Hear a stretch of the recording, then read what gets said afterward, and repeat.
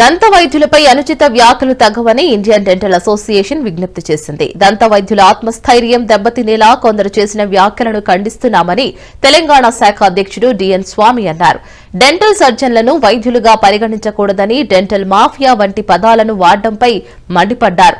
దంత వైద్యులు ఇతర చికిత్సలు సైతం అందిస్తున్నట్లు గుర్తిస్తే సంబంధిత శాఖలకు ఫిర్యాదు చేయాలి, కానీ దూషించడం ఎందుకు అని ప్రశ్నించారు. ఇంతటితో ఈ వివాదాన్ని ముగించి ప్రజారోగ్యానికి ముప్పు కలిగిస్తున్న నకిలీ వైద్యులపై చర్యలు తీసుకునేలా చూద్దామని కోరారు.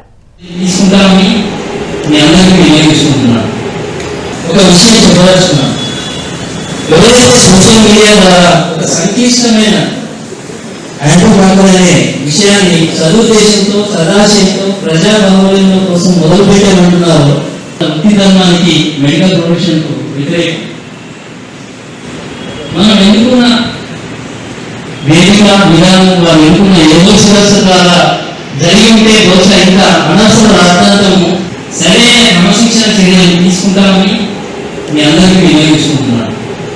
ఒక విషయం చెప్పదలుచుకున్నాను.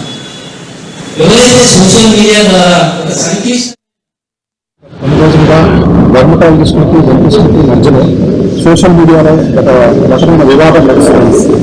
వాళ్ళు మా మీద డెలిగేటెడ్ కామెంట్ చేశారని మేము అనుకోవటం, మేము వాళ్ళ మీద డెలిగేటెడ్ కామెంట్ చేసాం, పర్సనల్ రికార్డ్ చేశాము వాళ్ళు అనుకోవటం, ఇదంతా కూడా సోషల్ మీడియాలో వికృత దూరంలో పక్కదో పట్టిస్తూ రకరకాల అపోహలకు కారణం అవుతుంది. అపోహలకు తెరదించడానికి ఈరోజు ఇక్కడ ప్రెస్ మీట్ పెట్టడం జరిగింది.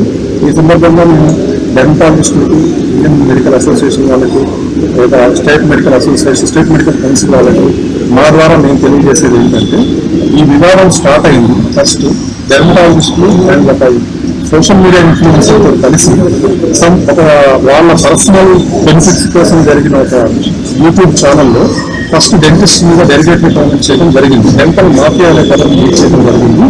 అండ్ ఒక డెర్మటాలజిస్ట్ అండ్ తను చేస్తుంటే వెకిల్ చేస్తుంటే డెంటిస్ట్ డాక్టర్స్ కాదని డెలిగేటరీ కామెంట్ చేయడం జరిగింది.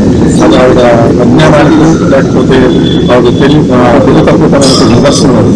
సో డెంటిస్టులు కూడా డాక్టర్స్, డెంటిస్టులు కూడా స్టార్ట్ 5 years కోర్స్ ద్వారా మేము డాక్టర్స్గా మాకు ఇండియన్ కాన్స్టిట్యూషన్ ఇచ్చిన హక్కు అది.